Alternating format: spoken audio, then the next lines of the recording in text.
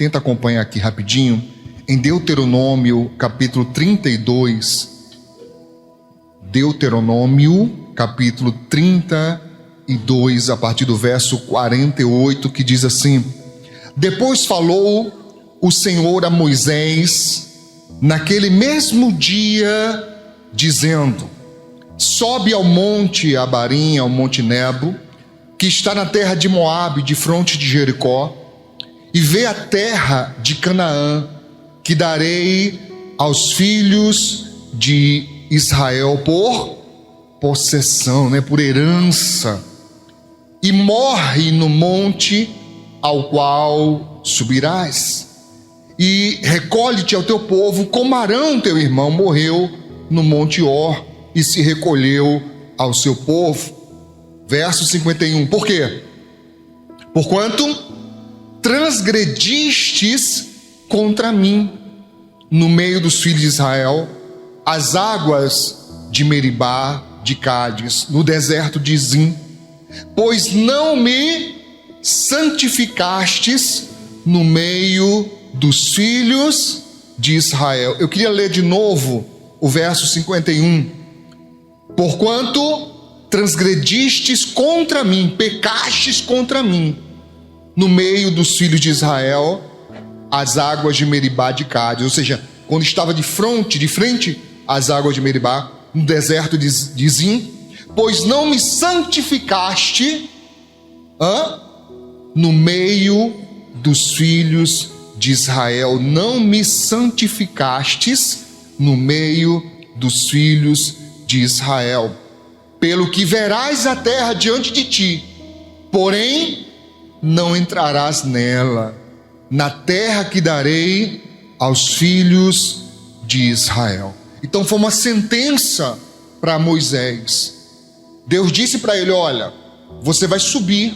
Já estavam se aproximando do rio Jordão, de frente para Jericó, já ali, na fronteira. Deus diz a Moisés: Moisés, sobe aqui nesse monte. E ele diz: olha a terra, essa é a terra que eu prometi, mas você não vai entrar nela. E você não vai entrar nela por quê? Lembra lá das águas de Meribá? Você transgrediu contra mim, você pecou contra mim, você foi contra a minha vontade, você foi contra a minha palavra, então você vai morrer nesse monte.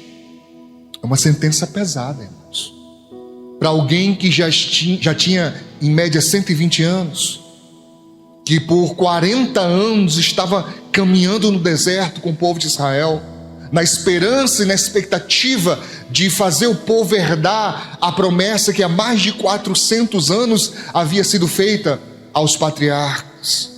Mas Deus diz: você não vai entrar. Guarde isso, que isso é muito importante. E qual foi então o motivo desta sentença tão dura que o Senhor Deus dá para Moisés? Eu classifico a partir de duas experiências importantes que Moisés teve. Qual foi a primeira experiência, pastor? Foi exatamente esta, onde ele levou o povo para matar a sede. Em Êxodo capítulo 17, a partir do verso 3, você sabe que Israel estava caminhando no deserto, e a partir de cada situação difícil, cada situação complicada, o povo já se rebelava, já queria voltar para o Egito, já queria apedrejar Moisés e Arão. E numa destas vezes, eles ali já com muita sede, seus filhos, seu gado, eles vão até Moisés e eles pressionam Moisés.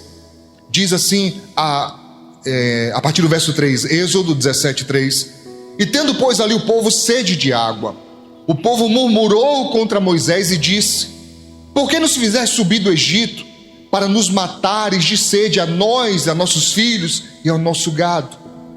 E clamou Moisés ao Senhor, dizendo: Que farei a este povo? Daqui a pouco me apedrejará. E daqui a pouco eles vão tacar pedra em mim, Deus. Me socorre aqui, Senhor. Então disse o Senhor a Moisés: Passa diante do povo. Atenção, preste muita atenção a cada parte da orientação. E toma contigo alguns dos anciãos de Israel. E toma na tua mão a tua vara, com que feriste o rio e vai.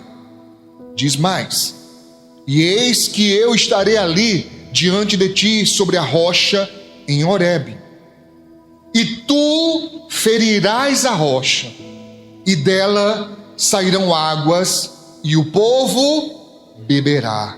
E Moisés assim fez diante dos olhos dos anciãos de Israel. Então, nessa primeira experiência, povo com sede, povo sedento, pressionando Moisés vendo ali se formando uma rebelião. Ele: socorre, Senhor, me socorre aqui. O que eu faço agora? Deus dá a orientação para ele.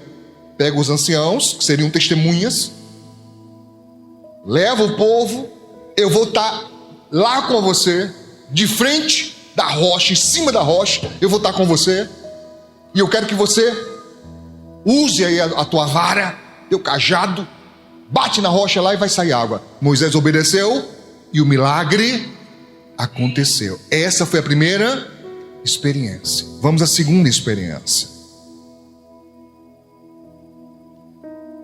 E o Senhor, novamente, o povo estava com sede, eu pulei essa parte aqui, você já sabe. O povo estava com sede, pressionou Moisés, já queriam ali uma rebelião. Moisés clama a Deus e Deus responde. E o Senhor falou a Moisés dizendo: toma, é Números 20, tá, irmãos? Números 20, verso 7 em diante. E o Senhor falou a Moisés dizendo: toma a vara. Eu separei aqui, fracionando a orientação, para você gravar bem a orientação completa de Deus. Vamos numerar, me ajuda aí, vamos lá, né? Primeira parte, que foi? Toma a vara. Segunda parte: ajunta a congregação. Terceira: tu e teu irmão, o quê? Falai a rocha. Quem é para juntar a congregação? Arão e Moisés. E falai a rocha perante os seus olhos, e dará água. Está aqui a orientação, tintim por tintim, bem detalhada, bem explicada. O que é para fazer? E darás a beber à congregação e aos seus animais. Então Moisés tomou a vara. Cheque. Está dentro? Ok. Diante do Senhor, como lhe tinha ordenado. E Moisés e Arão reuniram a congregação. Ok? Ok. E Moisés lhes disse: ouvi agora, rebeldes. Quem mandou dizer isso?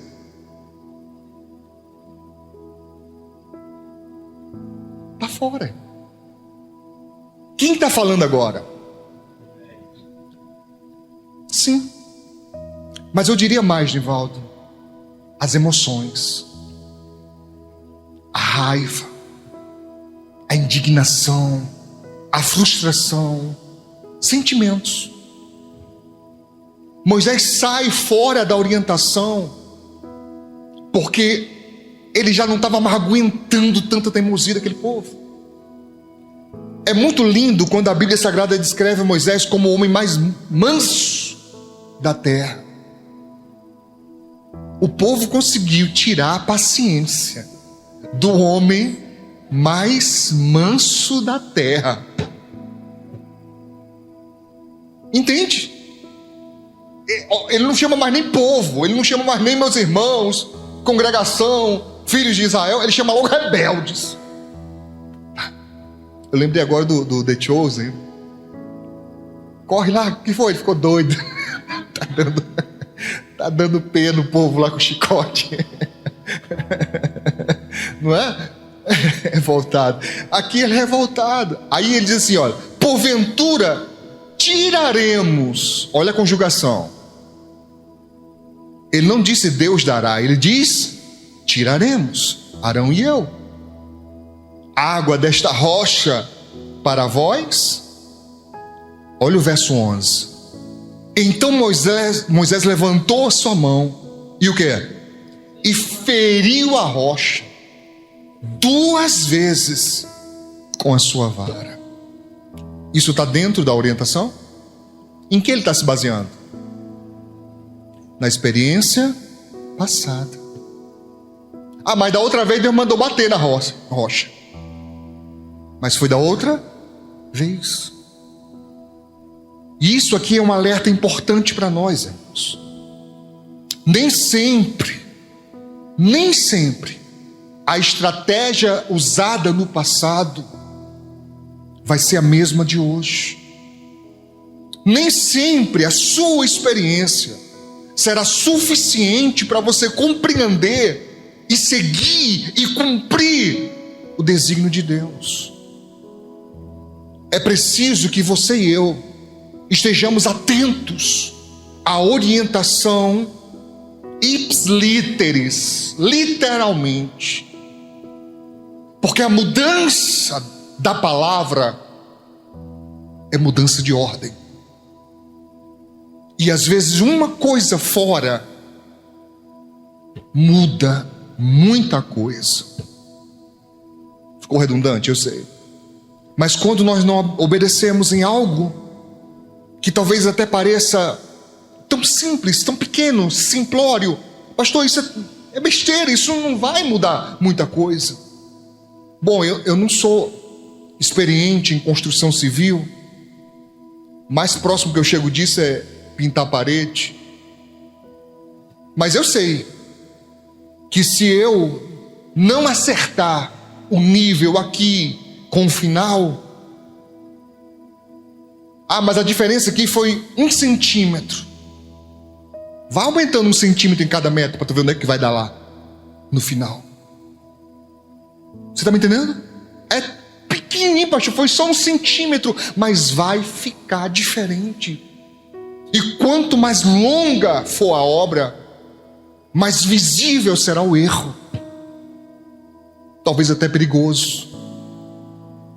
Imagina você que põe uma parede torta. Eu já vi paredes com bucho, irmão, literalmente um bucho. Pode ser um risco. Você está me entendendo?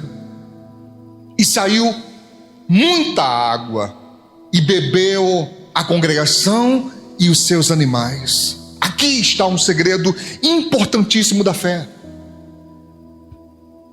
Quem olha diz: poxa, que milagre tremendo. Pela segunda vez, Moisés bate em uma rocha e a rocha se torna fonte de água. Glória a Deus, maravilha, aleluia, maravilha. Eu tenho dito isso e alguns não percebem. O resultado é uma resposta à fé, mas bênção não garante salvação. Você pode guardar isso? Talvez isso seja muito importante para a sua vida daqui para frente.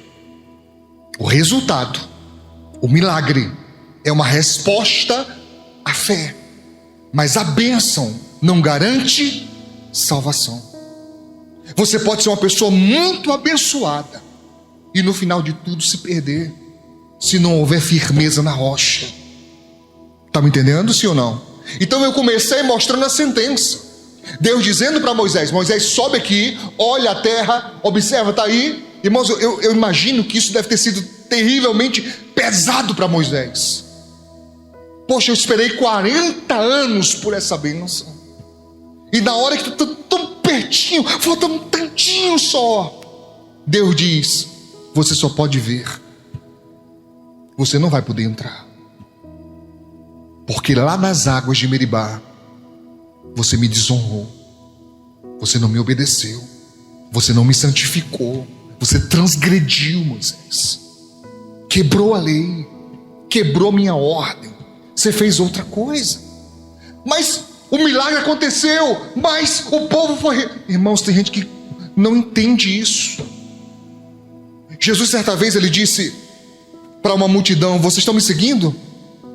Não é por causa da palavra que eu prego, vocês estão me seguindo por causa do pão e do peixe que eu multipliquei. Isso é pesado, irmãos. Ele está dizendo: vocês não me querem, vocês querem o que eu tenho para ofertar, o que eu tenho para dar. Está entendendo, irmãos? Isso é muito sério, isso é muito sério, tá? Então, está aqui. Por que ele recebeu essa sentença? Porque ele era para ter obedecido a Deus. Deus mandou falar, porque o milagre seria ainda mais poderoso, irmãos. O povo entenderia ainda mais, sabe, a profundidade e a grandiosidade do poder do nosso Deus. Porque alguém poderia ter dito: ah, não, ali já era uma fonte. A rocha, na verdade, era só um veiozinho e por trás já tinha lá, já, sabe, como é que fala? Ah, meu Deus, esqueci o nome agora. A água passando por baixo. Vocês também não me ajudam, né? Meu Deus do céu. Esqueci o nome, fugiu. Tá. Não, esqueci. São águas, é como se fosse um rio subterrâneo. Esqueci. Lençol freático. Lembrei o nome, obrigado, Ricardo. Lençol freático, lençol d'água por baixo. Alguém poderia dizer: ele só teve sorte que bateu lá, foi no cantinho certo da água surgir. Mas como é que diriam isso? Moisés apenas falando com a água, dizendo: rocha, falando com a rocha, não com a água. Rocha, dê água. Deus queria mostrar para o povo a extensão do seu poder. Pouquinho, né? A fraçãozinha do seu poder. Mas não pôde. O plano de Deus não foi concretizado por causa das emoções de Moisés. Isso é muito sério. Se aconteceu com Moisés, será que não pode acontecer conosco? Das nossas emoções nos guiarem até o ponto da gente mudar um planejamento que Deus tinha para a nossa vida? Mas, pastor, os planos de Deus não podem ser frustrados, pastor. Geral não pode, mas individual na sua vida depende do seu livre-arbítrio. Ele pode ter um plano e você não se encaixar nele, você não obedecê-lo. Isso é muito sério. Tá claro, irmãos? E o Senhor disse a Moisés e Arão: porquanto não crestes em mim, para me santificardes diante dos filhos de Israel, por isso não introduzireis esta congregação na terra que eles tenho dado. Acabou, meu filho, você não vai entrar, nenhum dos dois. Nenhum dos dois vai entrar. E de fato, não entraram. Tá claro? Bom, irmãos, eu já falei muitas vezes aqui sobre a interpretação errada. Eu tenho ensinado que toda e qualquer circunstância, toda e qualquer situação, você analisa ela, interpreta ela, e a sua reação vem exatamente desta interpretação. Mas eu sempre pergunto ao pessoal: gente, mas se a interpretação foi equivocada? A não ser que você seja aquela pessoa que fala assim: não, pastor, eu sou inerrante, eu não erro jamais. Aí eu vou dizer: está amarrado, porque inerrante só Deus. O resto de nós somos passíveis de erro o tempo todo. E se eu interpretar errado uma coisa? Interpretar errado uma palavra? Interpretar errado uma situação? Interpretar errado, sei lá, um olhar, sei lá o quê? Quantas vezes, irmãos, você já disse uma coisa e a pessoa entendeu outra? Já aconteceu com você? Levanta assim a mão para me ver. Quantas vezes você disse uma coisa, não é exatamente o que a pessoa interpreta? Quantas vezes até por mídia social, WhatsApp, por exemplo, a pessoa pergunta: você está com raiva? Que você bota você errou o emojizinho. A pessoa faleceu, você ia botar a mãozinha e botou. A pessoa: que é isso? Está zombando? Não, foi um erro. Não é o que eu estou sentindo, foi um erro. Entende? Então, a interpretação errada e as suas consequências, porque sim, trazem consequências. Então nós reagimos à nossa interpretação. Marque, por favor, esses versos que eu vou ler a partir de agora. Anote aí, porque eles são muito importantes. Em Provérbios 3, verso 7, diz assim: não seja sábio a teus próprios olhos. Não é que eu não deva ser sábio, mas eu não devo ser sábio aos meus próprios olhos, ou seja, me achar. Diz o texto: teme ao Senhor e aparta-te do mal. Amém? Em Isaías, obrigado, meu irmão, pelo menos um responde. Isaías capítulo 5, verso 20 diz: ai dos que ao mal chamam bem. Inversão, uma troca, uma interpretação errada. Ai dos que ao mal chamam bem, e ao bem, mal, que fazem das trevas luz, e das luz, ou da luz, trevas, e fazem do amargo doce, e do doce amargo. Isaías 5, verso 20. Inversão de valores, uma interpretação equivocada. Às vezes está lá, a pessoa entendeu exatamente o contrário do que deveria ser. E a Bíblia diz ai. Quando ela diz ai, meu irmão, temos que levar em consideração, porque é algo sério. Verso 21. Ai dos que são sábios aos seus próprios olhos e prudentes diante de si mesmos. De novo, a Bíblia não está dizendo que não devamos ser sábios e prudentes, mas ela está dizendo, certo, que é um perigo quando a pessoa se acha. Por quê, pastor? Porque quando eu me acho, eu praticamente me distancio da humildade, me distancio do temor a Deus. Isso é muito perigoso. Aprenda uma coisa, irmãos. Tudo deve ser analisado e criticado. Tudo. Nós temos esse direito. Tudo que acontece, tudo que me falam, tudo que eu ouço, mas também tudo que eu sinto, mas também tudo que eu penso. Você precisa criticar. Será que eu estou pensando direito? Será que esse sentimento está correto? Será que eu não estou exagerando? Ou será que eu não estou me diminuindo? Será que eu não estou sendo prepotente? Será que eu não estou sendo bobo, besta? Você precisa analisar. Você não deveria, eu não devo, ninguém deve seguir de imediato sem uma análise. Porque assim, irmãos, nós evitamos muitos problemas, amém? Vamos adiante. A influência dos pensamentos. Em Isaías 55, verso 8 diz, Deus falando através do profeta Isaías, ele diz: porque os meus pensamentos não são os vossos pensamentos, nem os vossos caminhos, os meus caminhos, diz o Senhor. Ora, isso é claro, irmãos. Não são. Então, pastor, me explica. Se Deus está dizendo, os pensamentos de vocês não são exatamente igual aos meus, o que quer dizer? Que eu tenho que colocar a palavra dele como autoridade final sobre a minha vida. Nem mesmo o meu pensamento, eu tenho que submeter a palavra. Entende o que eu estou falando? Amém? Vamos adiante. Cuidado com as emoções. Provérbios capítulo 4, verso 23 diz: sobre tudo que se deve guardar, acima de tudo, na frente de tudo o que se deve guardar, proteger, guarda o teu coração, porque dele procedem as fontes da vida. O nosso coração, as nossas emoções não devem estar expostos. Precisamos proteger, precisamos esconder em Deus, como está escrito na palavra, os nossos pensamentos e sentimentos guardados em Cristo.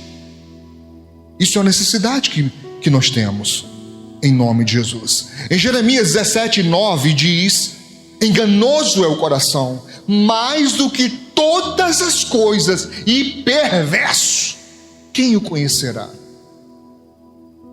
Anote esse versículo, Jeremias 17:9. Aí tem pessoas que falam assim: não, pastor, porque o meu coração está dizendo, o meu coração está pedindo. Emoções, querido. Não podemos nos guiar por emoções, sejam elas quais forem. Pastor, amor, pastor. Querido, o amor de Deus não é irracional, não. O amor de Deus não é irracional, não, meu irmão. É tudo muito calculado, tudo muito organizado, ajustado. Você acha que Jesus foi morto por descuido? Que ele foi morto por um acidente? Ele foi morto porque ele não agiu com sabedoria. Não, estava ali para isso. Aquilo era um plano em ação para nos salvar. Amém? Enganoso é o coração, então não dê crédito a ele. Entre o seu coração, e quando eu falar coração, por favor, entenda emoções. Não estou falando o músculo cardíaco, não. Estou falando emoções, a sede das nossas emoções. É uma forma de linguagem, uma figura de linguagem para representar a sede das nossas emoções, coração. Tudo bem? Não, diz o texto, ele é enganoso. Você pode ser enganado por ele. Diz o texto, mais do que todas as coisas, e perverso. Em outras versões fala desesperadamente corrupto. Isso é muito sério, irmãos. Moisés perdeu de entrar na terra prometida porque as suas emoções falaram mais forte dentro dele do que a palavra de Deus. Não deixe isso acontecer com você. Não deixe. Pastor, mas eu estou assim, ó, coração, sentimentos, raiva, chateação, mágoa, desespero, seja o que for. Renda-se a Deus. Como Jesus deu exemplo, ele deu exemplo. Pai, é possível passar de mim esse cálice sem que eu beba? É possível? Ele está pedindo, é possível? Não houve resposta, ele entendeu. Houve alguma resposta? Nenhuma. Ele entendeu. Seja feita tua vontade, seja feito como tu queres e não como eu quero. Como eu quero. Veja que ele queria que o cálice fosse passado. Não era possível, tinha que passar por aquilo. Então, vamos lá. Mas pastor, é muito difícil. É. Por isso que a Bíblia diz: tome a cada dia a sua cruz. Não é fácil não. Mas este é o caminho que conduz à salvação. Vamos adiante? Jeremias 17:10 diz: eu, Senhor, esquadrinho, quer dizer, perscruto, quer dizer, sondo, quer dizer, analiso. O quê? O coração. E provo as entranhas, ou seja, eu consigo enxergar dentro de você. E isto para dar a cada um segundo os seus caminhos e segundo o fruto das suas ações. Não foi isso que aconteceu com Moisés, não? Sim ou não? Mas pastor, e os 40 anos, meu irmão? Foi só uma vez, pastor. Quem disse que com Deus é assim que funciona? Eu obedeço 40 anos, se eu pecar uma vez, aí eu perco. Não existe isso não com Deus não, meu filho. Ele já teve sorte, porque a Bíblia diz: a alma que pecar essa morrerá. Já teve sorte, que entenda, sorte não necessariamente é o que eu quero dizer. Eu quero dizer assim, ele teve graça, ele teve misericórdia de Deus de não ter morrido ali. Mas Deus diz: ah, é, né? Vai obedecer não, né? Beleza. Eu estava ouvindo, pastor Manuel, um vídeo engraçado sobre isso. O caboclo dizendo assim, que a mulher, ela não tem traços femininos, ela tem traços de Deus. Aí o cara disse assim, pastor Manuel, qual é o único ser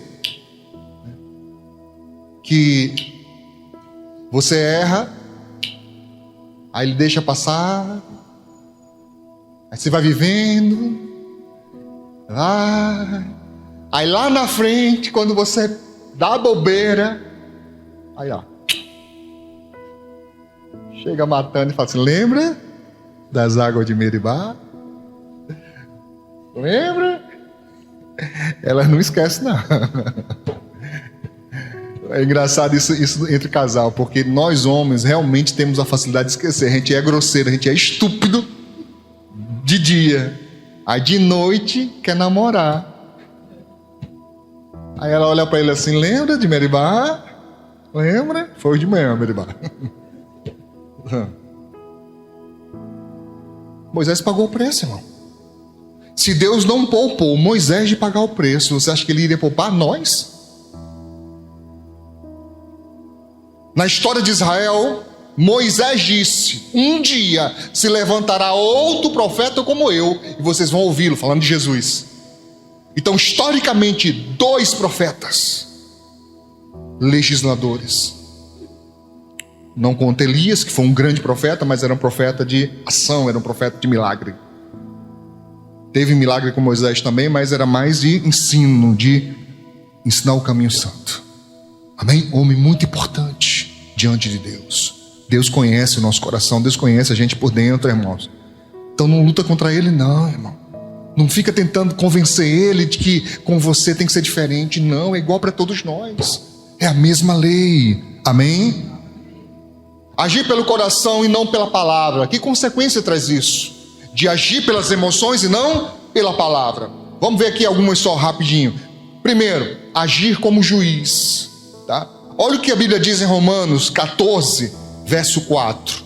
Romanos 14, verso 4 diz: quem és tu que julgas o servo alheio? Para o seu próprio Senhor ele está em pé ou cai, mas estará firme, porque poderoso é Deus para o firmar.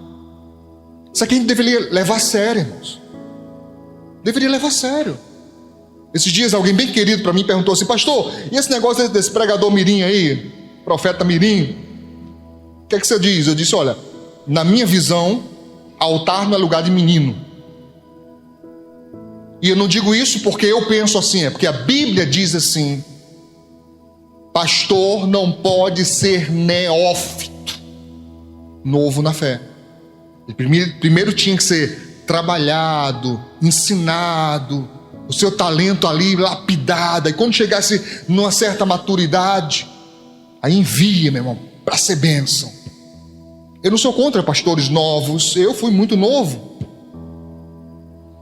Aí me falam sobre Samuel. Ah, pastor, mas Samuel, Deus falou que Samuel era menino. Sim, de fato. Mas vê quando é que ele se torna juiz, se tornou-se juiz, autoridade. Menino? Não, teve que amadurecer primeiro. Mas eu notei que algumas pessoas queriam que eu criticasse. Eu digo: rapaz, eu tenho mal o que fazer. Estou dando aqui minha opinião pessoal para você, mas essa opinião não irá para as redes sociais, porque eu não tenho nada a ver com a vida de ninguém. Pastor, o que é que o senhor acha lá do outro que comprou só quantas cabeças de gado? Eu quero lá saber de quem quer ser rei do gado, irmão. Por mim, não me importa não, irmão. Não tenho nada com isso não. Ah, o outro comprou um avião, o outro comprou... Irmãos, o pessoal quer que a gente perca tempo com a vida do outro. Eu não quero saber, não me interessa. Porque eu lembro desse versículo: quem és tu que julga o servo alheio? O que eu tenho a ver com a vida do outro, irmão? Não significa esconder pecado, amém? Não significa você saber que seu irmão, que deveria dar bom testemunho, por exemplo, alguém que tem chamado, que tem cargo na igreja, deveria ter bom testemunho, tá fazendo coisas erradas e você esconder. Não é isso. Pelo contrário, o que a Bíblia diz é: pegou teu irmão pecando, chama ele, repreende, tu e ele. Se ele te ouviu, ganhaste teu irmão. Se ele não te ouviu, chama 2 testemunhas. Não ouviu ainda, apresenta a igreja. É isso que o povo faz? Ou descobre o podre do povo e bota na internet? Quem és tu que julga o servo alheio? Eu não quero saber, irmão. Não é que eu não queira saber, um obreiro meu está errando e você saber, me conta. Não é isso que eu estou falando, não. Eu estou falando de a gente ficar investigando a vida dos outros, não. Você tem uma palavra de exortação? Tenho, pastor. Aqui, uma palavra de exortação. Para chegar no meu irmão e dizer: meu irmão, você está pecando. Se tu continuar assim, tu vai para o inferno. Rapaz, se arrepende. Satanás está querendo peneirar a sua vida. Aí outra coisa, é você tentando resgatar a pessoa do mal. Mas tem pessoas que falam e a intenção não é resgatar. É acabar de matar, meu irmão. Entende? Tendo irmãos assim, ninguém precisa de inimigo.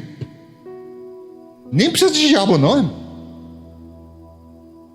Eu estou falando sério. Tem certos crentes que nem precisam de diabo não, irmão. Pode soltar a pessoa lá que ela sozinha dá conta de fazer a miséria todinha. Você está me entendendo? Vamos lá. Lucas capítulo 6, verso 36 e 37, Jesus disse: sede, pois, misericordiosos, como também vosso Pai é misericordioso.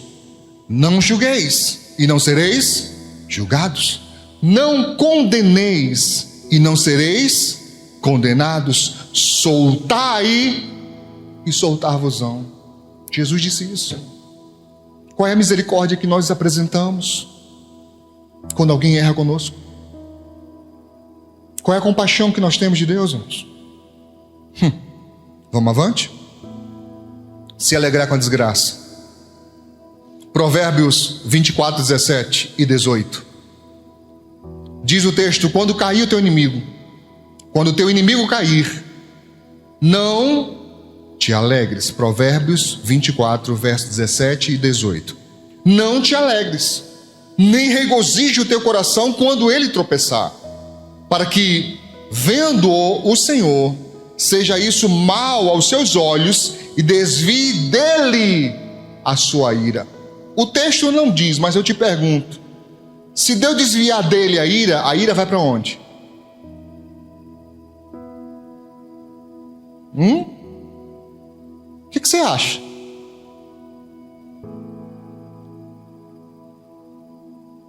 Abandonar o mandamento do amor. Provérbios 24, verso 44, diz: eu, porém, vos digo... Não, está errado essa referência. Achei para mim, pessoal. Eu errei, foi erro meu. Eu estava copiando, eu acho que eu deixei o mesmo de Provérbios. Isso creio eu que é Lucas ou Mateus. Achei para mim, obreiros. Eu, porém, vos digo, Jesus disse: amai os vossos inimigos, bendizei os que vos maldizem, fazei bem aos que vos odeiam, e orai pelos que vos maltratam e vos perseguem, para que sejais filhos do vosso Pai que está nos céus. Pode dizer daí.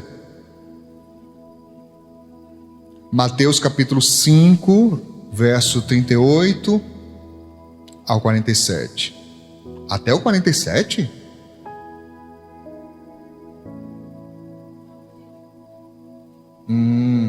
Só o 38, é muito versículo. 5, Mateus 5, verso o que, Douglas? 4:4, pronto. Mateus 5, 4:4. De novo, eu porém vos digo, Mateus 5, 44. Eu porém vos digo: amai os vossos inimigos, bendizei os que vos maldizem, fazei bem aos que vos odeiam, orai pelos que vos maltratam e vos perseguem, para que sejais filhos do vosso Pai que está no céu. Irmão, olha a condicionante que Jesus colocou. Isso é difícil demais, meu irmão. Isso é pesado, irmão. É muito mais fácil a gente odiar quem nos odeia. A gente, querer o mal de quem nos maltrata, mas não é para ser. Jesus disse claramente: você quer ser filho? Filho de Deus age assim, misericórdia. Isso é expressão de misericórdia. Porque enquanto o outro versículo fala seja misericordioso, aqui está dizendo como é que é ser misericordioso. É assim, é tendo compaixão, é orando, é perdoando. Amém? E isso ele está falando com os inimigos. Se eu tenho que amar o inimigo e o meu irmão, amém? Interpretar a palavra, vamos lá. Em Hebreus 4:12 diz: porque a palavra de Deus é viva e eficaz, mais penetrante do que espada alguma de dois gumes, e penetra até a divisão da alma e do espírito, e das juntas e medulas, e é apta, atenção, para discernir os pensamentos e intenções do coração. Aqui está o segredo, queridos. Pastor, tem algo que está fixado na minha mente e no meu coração. Algo que está ali, pastor, aquele loop, aquele pensamento, aqueles sentimentos. Eu tenho que colocar isso sob o crivo da palavra de Deus, porque diz aqui claramente em Hebreus que ela é apta, ela consegue colocar as claras e discernir, está aqui, discernir os pensamentos e intenções do coração, pensamentos e sentimentos. ela consegue. Se eu me render a ela, ela consegue deixar claro para mim e dizer para mim: não, esse pensamento está errado, não, esse sentimento está errado, isso não é de Deus, saia disso, fuja disso, vai fora. E agindo assim, amados, não vamos cair no mesmo erro que Moisés, de sair da palavra, sair do desígnio e colocar as nossas intenções, quem nós somos, impregnar como se fosse ordem de Deus. Tá claro? Amém? Eu acho muito interessante uma expressão que muitos dizem. Por favor, se alguém diz, pelo amor de Deus, irmãos, não acredite que eu tenho ou use o púlpito da igreja para dar recadinho. Não preciso disso, eu não tenho nem idade mais para isso. Por favor, não pense assim. Se você diz o que eu vou falar agora, é coincidência. Ou não, é Deus querendo tratar com você alguma coisa, sei lá. Mas eu acho muito interessante quando as pessoas falam assim: eu vou pegar fulano. Conhece essa expressão?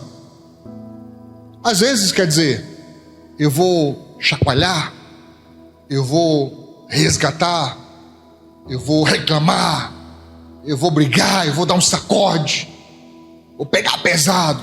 Vários sentidos. Vários. Mas nós precisamos tomar cuidado para não impregnar na palavra de Deus quem nós somos. O sentido é sempre o outro. Qual é o outro, pastor? É a palavra de Deus impregnar na nossa vida e nos moldar conforme o querer dele, não o contrário.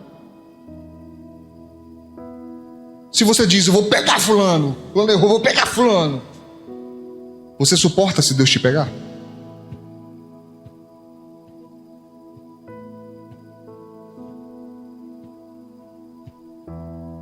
Olha para o teu irmão. Olha. Suporta. Se Deus disser assim: vou pegar fulano, sendo você fulano, você suporta passar por uma provação? Suporta passar por um deserto? Lembre-se, irmãos, estamos sob balança o tempo todo. As nossas obras, as nossas ações, as nossas palavras estão o tempo todo sendo pesadas diante de Deus. Porque Ele é um justo juiz. Eu preciso tomar muito cuidado com isso. Não sei você, mas eu preciso. Porque a Bíblia diz: com a mesma medida com que medirdes, vos medirão de novo, ou também. Isso é muito sério. Amém? Provérbios 27, 12. O texto sagrado diz: o avisado vê o mal e se esconde, mas o simples ou tolo enfrenta, passa adiante e sofre a pena. Quantas vezes, irmãos, nós somos avisados? O Senhor nos avisa, o tempo todo avisando: cuidado com isso, cuidado com isso. Às vezes, previamente, já prepara o nosso coração para uma luta que está próximo de chegar. Atenção, o Espírito Santo faz isso, tá? Alerta você de lutas que vão chegar. Aí você fica com um certo incômodo. Esquisito o negócio. É um chamado para orar. É um chamado para se alimentar da palavra e do Espírito, para poder enfrentar a batalha que vem à frente. Amém? O avisado vê o mal e se esconde. Não enfrente. Quando Deus disser não, errado, caminho errado, sai daí. Ele está te avisando hoje. Toque no ombro de algum irmão, por favor. Toque no ombro de algum irmão. Está te avisando hoje, dizendo para você hoje: não dê ouvidos aos seus sentimentos e aos seus pensamentos. Coloque eles primeiro para serem filtrados pela palavra, para que você não seja enganado nem pelo diabo e nem pelos sentimentos e pensamentos, porque é possível acontecer. Tá claro, irmãos? Vamos adiante. lembrar dos exemplos passados. Eu vou citar aqui alguns, só para a gente recordar, tá?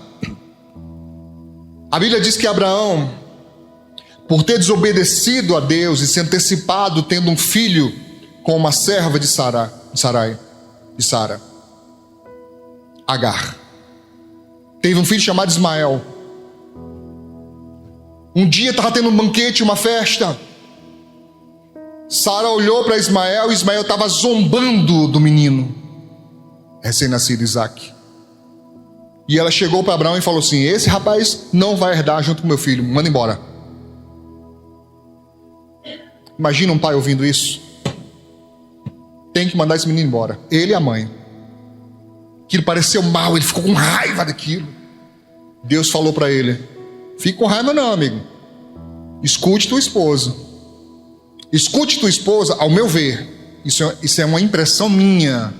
A Bíblia não diz isso, eu penso assim, tá claro? É uma impressão minha. Como ele escutou a esposa para ter um filho com a serva, aí Deus está dizendo: você não ouviu ela? Para ter um menino, agora você vai ouvir ela para mandar o menino embora. Sentença. Foi guiado pelas emoções. Ele era o patriarca, ele era para ter dito: não, mulher, você está doida? Vou lá ter filho com egípcia nenhuma, rapaz. Deus disse que o filho era eu e você. Não importa se está demorando. Deus não é Deus de brincadeira. Vamos esperar. Se tivesse esperado, irmãos, ia dar tudo certo. Mas não. Vamos dar um jeitinho. Não dá jeitinho não, irmão. Deixa as coisas acontecer no tempo certo, irmão. Escuta ninguém não. Ninguém. Não deixa ninguém desviar você do propósito não, meu filho. Mas pastor, meu irmão é minha irmã, meu marido, minha esposa. Não importa. Na hora de pagar, quem vai pagar é você. Não escute. Escute a Deus. Deus disse: é para ouvir sua mulher, para mandar o menino embora. Abraão teve que mandar o menino embora. Que dor terrível. Por isso que ele só deu um pouco de água, um pouco de pão. Para quê? Para acabar logo o menino voltar. Aí ele diz assim: obedeci o Senhor. Não tenho culpa se o menino voltou. Não deu certo. Não deu certo. E eu nem preciso dizer que Ismael é um dos pais dos árabes que odeiam a Israel até hoje. Por que será, irmão, que odeia? Você está entendendo? Está entendendo? Moisés, acabamos de falar, não pôde entrar na terra prometida porque deu vazão às suas emoções. Não honrou a Deus. Deixou a ira tomar conta. Sansão morreu cego e humilhado pelos seus inimigos. Se você ler Sansão, dá dó, irmão. Furaram os 2 olhos dele.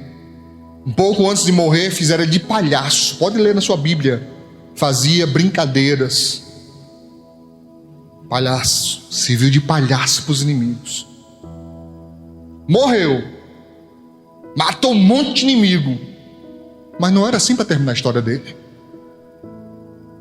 Ele era para ter uma história grandiosa em Israel. Mas não. Foi se envolver com a Dalila. Perdeu tudo, quebrou todos os votos. Quem mais? Davi. Para mim é o caso mais pesado. Você conhece? Depois do adultério dele, o que é que teve na família? Essa palavra eu não posso dizer aqui porque vai para redes sociais, eles bloqueiam, tá? Mas você entende, né? Quando uma pessoa força a outra. E foi um irmão, meio irmão, né? Irmão só por parte de pai, mas irmão. Forçou a irmã. Se você ler essa história, quem já leu já? Já leu? Leia de novo. Leia mais uma vez. Diz o texto sagrado, irmãos, que Amnon, o irmão que forçou a sua irmã, ela pediu: não faça isso não, faça não, peça ao pai, peça ao rei, ele não vai me negar. Ele não quis saber, pegou a menina à força. O texto diz, ele sendo mais forte, forçou ela. Diz o texto que assim que ele terminou, criou um nojo dela na mesma hora. Leia o texto. Mandou a menina escorraçada de casa. E ela disse: não faça isso comigo não, que agora é esse que você está fazendo agora, sem assumir, né? Porque se ele assumisse, o problema era com ele. Ele ia pagar. Mas ela pelo menos estava cobertada. Mandar ela embora, desvirginada, humilhada, provavelmente não teria mais oportunidade de casar, porque os homens não casavam, não queriam casar com mulheres assim, era difícil. Existia, mas era difícil. A maioria dos homens queria casar com moças virgens. E ela humilhada, irmão. Humilhada, a menina sai. Um ano depois, o irmão dela mais velho, aí sim, irmão de pai e mãe, o primeiro de Davi, Absalão, fez uma festa e matou o camarada. Ele tem agora na sua família um estu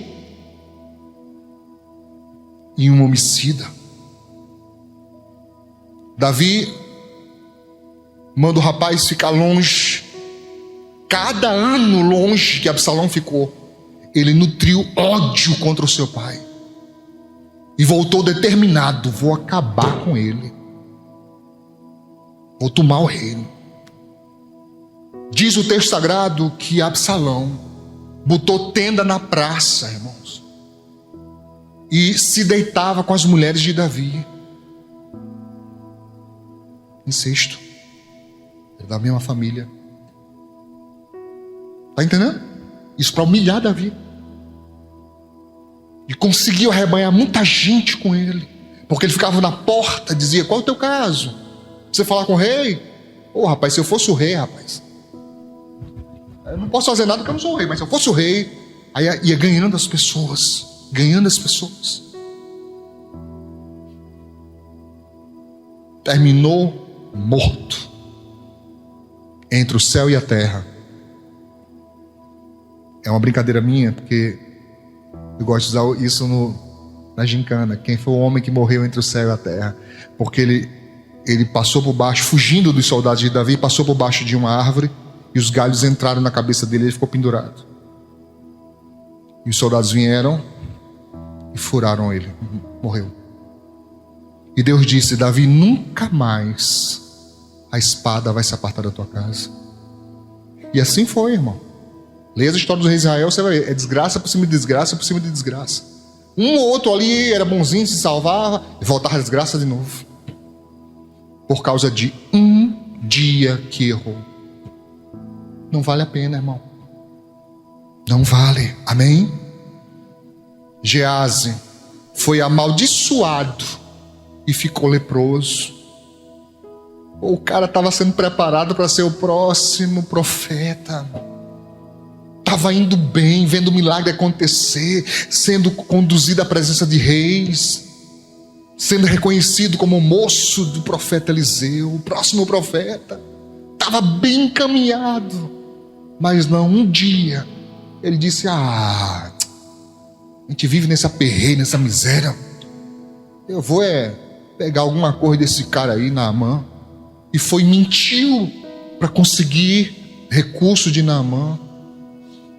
E na mesma hora o profeta disse: acaso meu coração não foi contigo, rapaz? Quando você foi falar com ele, quando ele desceu de sua montaria, ele disse: por causa disso, a lepra de Naamã vai se apegar a você e aos seus descendentes para sempre. Sempre teria alguém leproso na família de Geazi. Não vale a pena, irmãos. Não vale a pena. Olhe para o seu coração, olhe para os seus pensamentos, olhe e diga: não, peraí, deixa eu ver se o que eu estou pensando e sentindo está de acordo com a vontade de Deus. Se não tiver, não quero nem saber. Vai ficar sentindo mesmo, mas eu vou obedecer a Deus. Não vou deixar que os meus pensamentos, que os meus sentimentos me conduzam para longe do que Deus quer. Não vou permitir. Amém? E assim Deus vai te abençoar em nome de Jesus. Vamos aplaudir o Senhor bem forte? Aleluia.